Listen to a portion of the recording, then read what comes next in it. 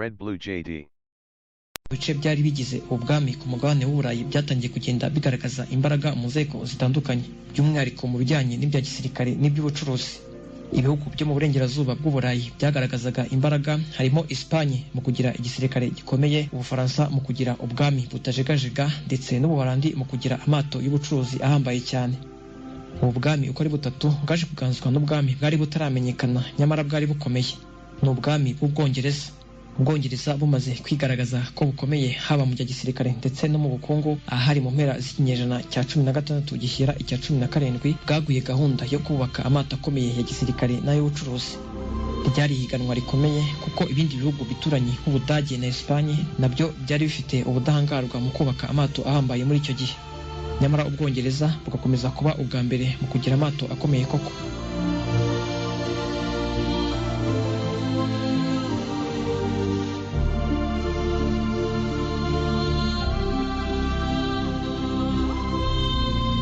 Muri kiriya gihe imbaraga z'igihugu runaka zagaragariraga mu kugira amato akomeye, yaba amato ya gisirikare cyangwa amato y'ubucuruzi. Ubwato kandi bwakomeje kugenda bukundwa mu gukoreshwa mu bucuruzi kubera ko bwikorera imizigo myinshi kandi icyarimwe. Kubera ko ibihugu byakolonizwaga n'Ubwongereza byakomezaga kuba byinshi, iki gihugu cyakomeje gukomera no kuba indangarwa muri iyo si ya kera mu by'amato. Ibihugu by'i Burayi byakomeje kugenda bihanganira kuba ibya mbere mu kugira imbaraga cyane cyane mu by'amato. Gusa Ubwongereza bugakomeza kubihiga mu kubaka amato akomeye. Hagati aho muri icyo gihe imbaraga z'Ubudage ntizari zo gusuzugurwa mu bijyanye n'amato, kuko iki gihugu cyazaga inyuma y'Ubwongereza mu kugira amato akomeye ku isi. Mu mpera z'ikinyejana cya 19 zishyira intangiriro z'ikinyejana cya 20, ibihugu by'ibihanganye ku isi byahiganwaga mu bijyanye n'ubukungu cyane cyane mu bucuruzi. Uru rugamba rutari rworoshye rwari hagati y'ibihugu byari bikomeye cyane, Ubwongereza, Leta Zunze Ubumwe za Amerika ndetse n'Ubudage. Nk'uko twabibonye, muri iki gihe imbaraga z'igihugu runaka zagaragariraga mu kugira amato akomeye. Ni muri uyu mwuka kandi wo guhiganirwa kugira amato ahambaye ubwato Titanic bwavutse.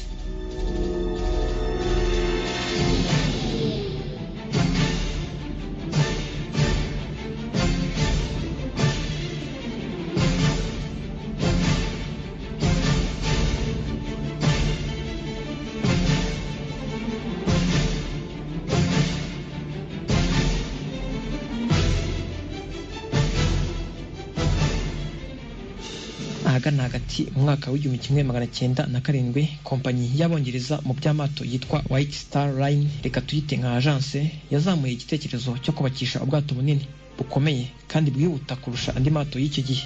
Gusa ntabwo byari byoroheye iyi kompanyi White Star Line, bitewe n'uko izindi kompanyi mu by'amato nazo zari zikomeye ku mugabane w'Uburayi zari zifite amato akomeye kandi yihuta. Aha twavuga nka kompanyi ya Canada Line, nayo yo mu Bwongereza yari yaramaze kuzuza amato y'ubucuruzi yari akomeye cyane muri icyo gihe. Ayo mato ni Lusitania, yari ifite ububasha bwo gutwara abagenzi 2165 ndetse ifite umuvuduko ungana na kilometero 46 mu isaha.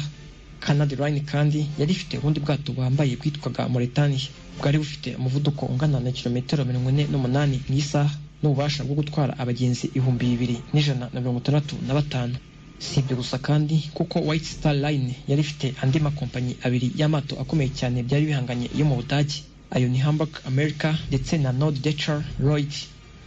Uwari umukuru wa kompanyi White Star Line, Joseph Bruce Ismay, yifuzaga ubwato bunini kandi buhambaye kurusha y'amato nakubwiye yari akomeye ku rwego rw'isi. Bitewe n'uko ubwato yashakaga butari busanzwe, nawe byamusabaga kubwubakisha ahantu hakomeye kandi yizewe mu buhanga mu kubaka amato. Niko byagenze koko, kuko umushinga we yawugejeje ku ruganda rukora amato rwo muri Irlande rwitwa Harland and Wolff, rwari urwa mbere ku isi mu gukora amato ahambaye akomeye kandi yihuta muri icyo gihe. Uruganda Harland and Wolff ntirwatsindikanyije guhita rwemera uyu mushinga ukomeye. Umuhanga mu gushushanya ibishushanyo mbonera by'amato wakoreraga uru ruganda, uyu ni uwitwa Thomas Andrews, yatangiye gushushanya ubu bwato bushya. Igishushanyo cyashyikirijwe umukuru w'uruganda Lord Peary. Nyuma yo kugishima, igishushanyo cyashyikirijwe kandi nyakubahwa Bruce Ismay, wari ukuriye kompanyi White Star n'abandi bakuru b'iyi kompanyi. Ahari tariki 29 z'ukwezi kwa karindwi mwaka w'1908. Nubwo batabyumvishaga ukuntu ubwato buzabaho bitewe n'igishushanyo bari bamaze kwerekwa, barabishimye banemeza ko ibikorwa byo kubwubaka byatangira.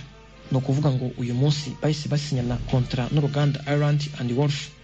tariki 31 z'ukwezi kwa gatatu umwaka w'1909 ubwato Titanic bwatangiye kubakwa.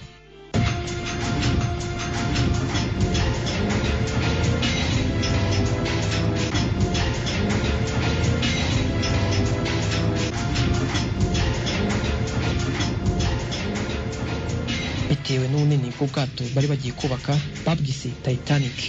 Titanic mu bitekerezo bya kera bya Kigereki byasobanuraga ikintu kinini kandi gifite imbaraga. Iri jambo rikaba ryaravuye kuri Titans, ryari ijambo ryasobanuraga ibimanuka cyangwa supernaturals mu myemerere ya kera ya Kigereki. Izi Titans ngo zabaga zifite imbaraga nyinshi kandi ngo zidashobora gupfa, immortal. Na niyo mpamvu ubwato Titanic bari barabwise unsinkable cyangwa ubwato bigoranye kurohama. Titanic rero yatangiye kubakwa ndetse iza no guhabwa nimero ya 401. Igikorwa cyo kubaka Titanic kikaba cyarahaye akazi abakozi barenga 15,000 baturutse imihanda yose ya Ireland, cyane cyane mu mujyi wa Belfast aho bwubakiwe. Belfast muri icyo gihe yari izwiho kugira abahanga mu kubaka amato akomeye ku isi. Mu gihe bubakaga Titanic i Belfast, hari ubundi bwato bunini nabwo bwubakwaga muri uruganda rwa Arland and Wolff. Ubu bwato bwitwaga Olympic. Bari baranabwitiriye kuba ari mushiki wa Titanic. Bitewe n'uko Olympic yari yaratangiye kubakwa mbere ya Titanic, byasaga naho Titanic iri gusigara inyuma mu kurangizwa kubakwa, kandi ari nayo yari nini kurusha Olympic. Ibi byatumye abubakaga Titanic bongera imbaraga n'amasaha yo gukora, ubwo ari nako umushahara wiyongera. Gusa nk'uko bigenda n'ahandi mu kubaka, hagiye habamo n'impanuka rimwe na rimwe zajyanaga ubuzima bw'abakozi.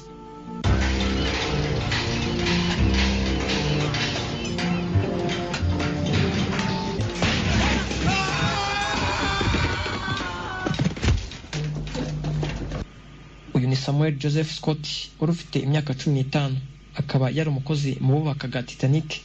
Yaje guhanuka ahita yitaba Imana.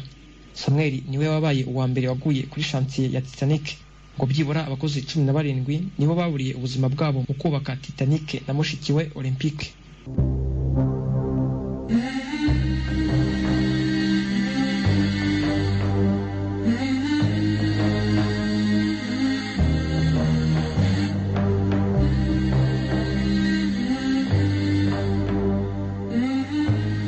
Noneho turebe ingano y'ubu bwato Titanic uko bwari buteye n'andi matsiko twashobora kugira. Bishatse kuvuga ko abari bagiye muri ubu bwato batari bafite ibyumba biteye kimwe, yewe ntibabaga banagenewe bimwe mu gihe babaga bari mu rugendo. Abubatse ubu bwato babugabanijemo gatatu. Igice cya mbere cyari mu igorofa rya nyuma ryo hejuru, cyari igice cy'abakire n'abakomeye, first class. Iki gice cyari gifite ububasha bwo kwakira abagenzi 833. Igice cya kabiri cy'abaciriritse, second class, cyashoboraga kwakira abagenzi 614. Mu gihe igice cya nyuma cyabo twakwita abakene ugeranyije n'abandi bagenzi, third class, cyo cyari hasi mu bwato, cyashoboraga kwakira abagenzi 1,006. Ibyumba byari bigize igice cya mbere cy'abakire byabaga bifite telefone yo mu nzu, ikidendezi cyo kogeramo piscine cyangwa swimming pool, icyumba cy'imyidagaduro n'imikino gymnasium, isomero ariryo bibliothèque, ibyogero byo mu nzu nabyo byari bigezweho muri icyo gihe, nk'ibyitwaga Turkish bath n'ibikoreshwa n'amashanyarazi electric bath, utibagiwe n'aho bafatiraga agakawa n'ibya mu gitondo veranda cafe, ndetse n'ikawa y'abafaransa yitwa café parisien. Ibyumba bahuriragamo ari benshi wasangaga bitatse binateguyemo intebe zihenze cyane, ku buryo ubwato Titanic bwarushaga amahoteli akomeye cyane muri icyo gihe gutegurwa neza. Nubwo kandi hari hagenewe abaciye bugufi hatabaga hatatse bihambaye nk'abakire, nyamara naho habaga hameze neza kurusha amwe mu mahoteli y'icyo gihe. Ibyumba byabo byo kuryamamo byabaga bifite ibitanda bigerekeranye. Babaga kandi bafite n'icyumba kinini cyo kuganiramo no gufatiramo amafunguro. Aya mafunguro yabaga ateguranywe ubuhanga kurusha amafunguro yategurwaga namwe mu mahoteli menshi y'icyo gihe. Ubwato Titanic bwatashywe tariki 31 z'ukwezi kwa gatanu mu mwaka w'1911, hari saa 6:15 z'amanywa. Hakaba hari abantu bagera ku 100, harimo Rod Peary, umukuru w'uruganda Hart and Wolff rwubatse Titanic, ndetse na James Ismay wari umukuru wa kompanyi White Star Line yari nyir'ubwato. Gusa nubwo bwari butaruzura neza, byabaye ngombwa ko babwerekana kuri iyo tariki kuko yari tariki y'amavuko ya Rod Peary. Titanic yarangije kubakwa neza tariki 2 z'ukwa kane mu mwaka w'1912. Ikaba yaramaze imyaka isaga 4 iri kubakwa. Kuri iyi tariki nibwo bwa mbere Titanic yageragejwe mu ruzi rwa Lagan muri Ireland ngo barebe umuvuduko wayo ndetse banareba niba koko ko ibyo bateganyaga byagezweho. Gusa hari ibyo basanze bagombaga kongera kuri moteri kugira ngo umuvuduko wa Titanic wiyongere. Ubundi bari barateganyije moteri 3 nini, ariko byabaye ngombwa ko bongeraho n'iya 4 kugira Titanic yihute kurushaho. Aha barebeye ku yandi mato yarakomeye nka Lusitania na Mauretania, kandi n'intego yabo yo kuba Titanic igomba kuba iya mbere muri byose muri iyo si icyo gihe yagombaga gushimangirwa. Mureke tumenye noneho ikipe y'abakozi bari muri ubu bwato Titanic.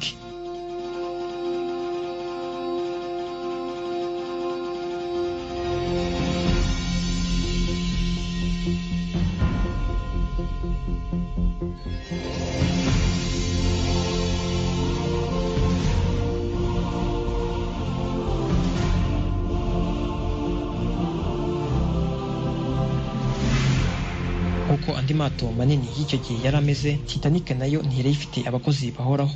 Titanic yari ifite abakozi 885 igihe yafataga urugendo rwayo rwa mbere.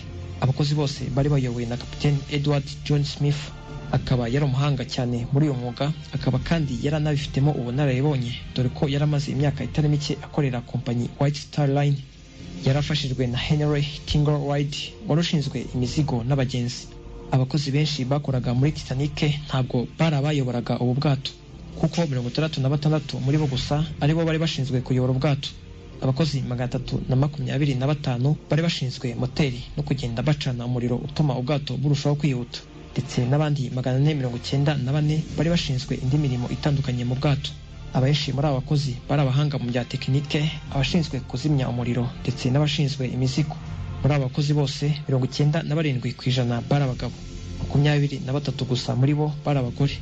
Abandi bakozi basigaye bari abahanga mu guteka ubwoko bw'ibiryo byose byari bigezweho muri icyo gihe. Harimo kandi abashinzwe kwita ku bagenzi, gusasa, gutanga amafunguro no gukora isuku mu byumba byose. Titanic kandi yari inafite ikinyamakuru cyayo cyasohokaga buri munsi cyitwaga Atlantic Diary Bulletin, kikaba cyarandikaga ku byaberaga mu bwato gusa. Umushahara w'aba bakozi wari hejuru cyane uwugereranyije n'abandi bakozi basanzwe bo muri icyo gihe. Umushahara mwinshi wahabwaga umukuru w'ubwato, Kapiteni Edward Smith. Uyu yahabwaga amapawundi 105 y'icyo gihe buri kwezi, akaba ahwanye n'amapawundi 882 y'ubu, ni ukuvuga amanyarwanda asaga miliyoni 9,500. Mu gihe uwahembwaga make muri Titanic yahembwaga amapawundi 3 n'amasantime 100, akaba ahwanye n'amapawundi y'ubu 293 n'amanyarwanda 31,600 buri kwezi. Abakozi benshi barabo mu mujyi wa Southampton, aho ubwato Titanic bwaguritse bwerekeje muri Leta Zunze Ubumwe za Amerika. Tariki ya 6 z'ukwezi kwa 4 mwaka w'1912 nibwo abakozi bose basinye kuzakora akazi muri Titanic. Ubwato Titanic bwafashe urugendo rwabwo bwa mbere tariki ya 10 z'ukwezi kwa 4 mwaka w'1912 nyuma ya saa sita. Aha bwagurutse ku cyambu cya Southampton bugenda bufata abagenzi impande zose aho gari ya moshi zaparikaga hafi y'inyanja ya Atlantika. Nyuma yo kuva Southampton bwerekeje ku cyambu cya Cherbourg mu Bufaransa gufata abandi bagenzi bari berekeje New York. Titanic yavuye Cherbourg yerekeza Queenstown, aha ni muri Irlande y'Amajyepfo. Bukeye bwaho tariki 11 z'ukwezi kwa 4 mwaka w'1912 nibwo Titanic yafashe urugendo rwayo rwa mbere rurerure ihagurutse Queenstown yerekeje New York. Mureke turebe noneho abagenzi Titanic yari itwaye.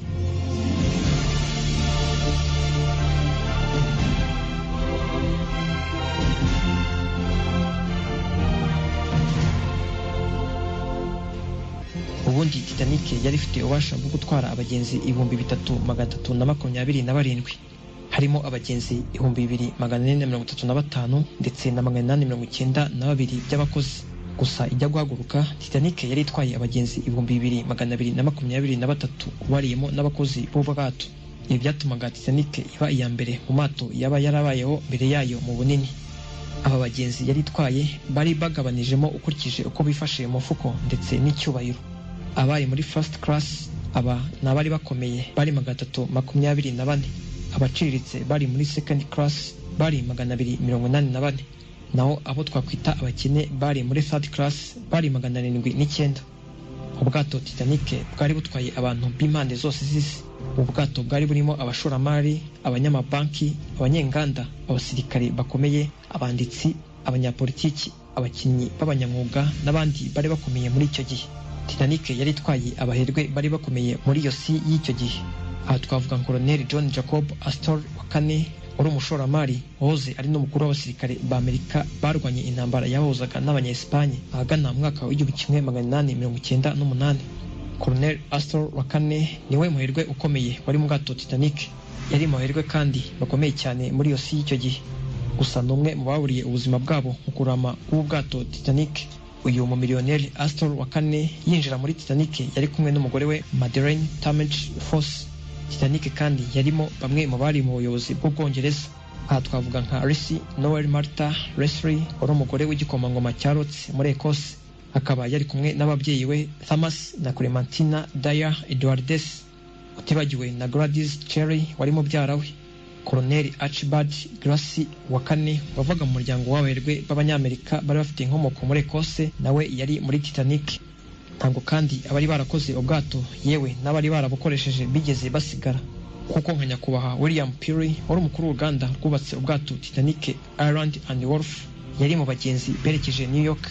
Utibagiwe Joseph Ismay Bruce wari umukuru wa agence White Star Line yari nyir'ubwato, ndetse na Thomas Andrews wari umukozi w'uruganda Ireland and Wolf ari nawe washushanyije uko Titanic yagombaga kubakwa.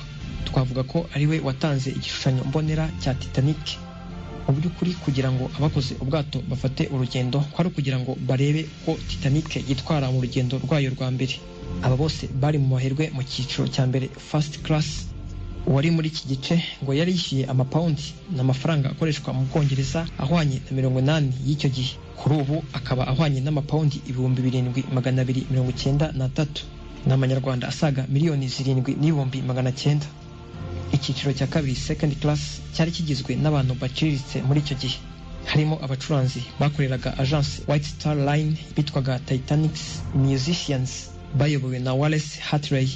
Iki cyiciro kandi cyarimo bamwe mu bakuru bo mu idini ry'Abakatolike, abani Padiri Thomas Byres wari Umwongereza ndetse na Padiri Joseph Peruschitz wari Umudage. Bakaba barasomeraga misa buri munsi abo mu cyiciro cya kabiri n'icya gatatu muri Titanic. Padiri Thomas yasomaga misa mu ndimi eshatu: Icyongereza, Ikinya-Irlande ndetse n'Igifaransa, mu gihe Padiri Joseph yasomaga misa mu Kidage no mu Kinya-Hongiriya. Icyiciro cya kabiri kandi harimo n'umwarimu mu by'ubumenyi muri Dulwich College mu Bwongereza. Uyu ni uwitwa Lawrence Bisley wari n'umunyamakuru waje no kwandika igitabo ku kurohama kwa Titanic, akaba yarakise The Loss of SS Titanic. Iki gitabo kikaba cyarabaye icya mbere cyavuze ukuri ku kurohama kwa Titanic.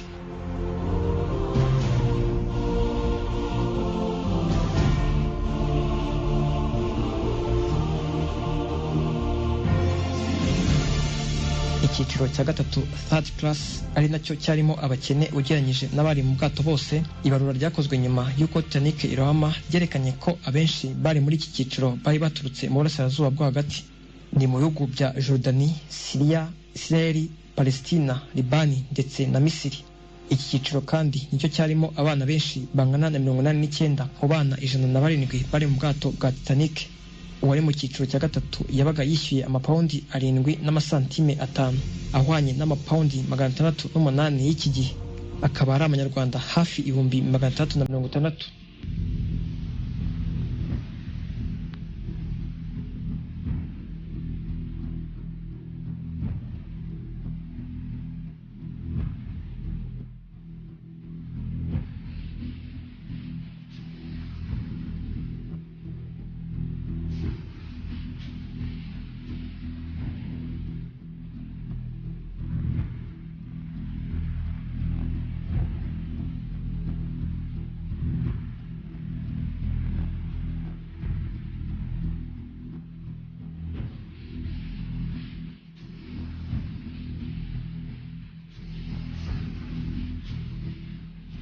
Abenshi mu bari bafashe urugendo berekeje New York n'abari bagiye gushakirayo ubuzima, dore ko New York yafatwaga nk'umujyi wari umaze gutera imbere bigaragara ku isi. Ubucuruzi, inganda, imigenderanire n'iyindi mijyi y'icyo gihe, wasangaga New York ari iya mbere. Muri aba bagenzi kandi harimo abari bagiye kwibera burundu muri New York, abari bagiye kwivuza n'abandi.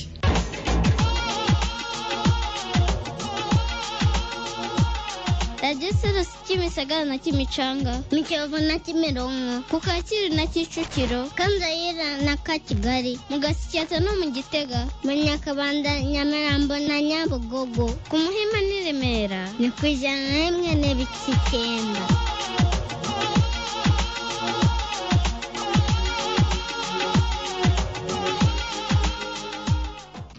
Ese koko ubwato Titanic bwaba bwararohamye?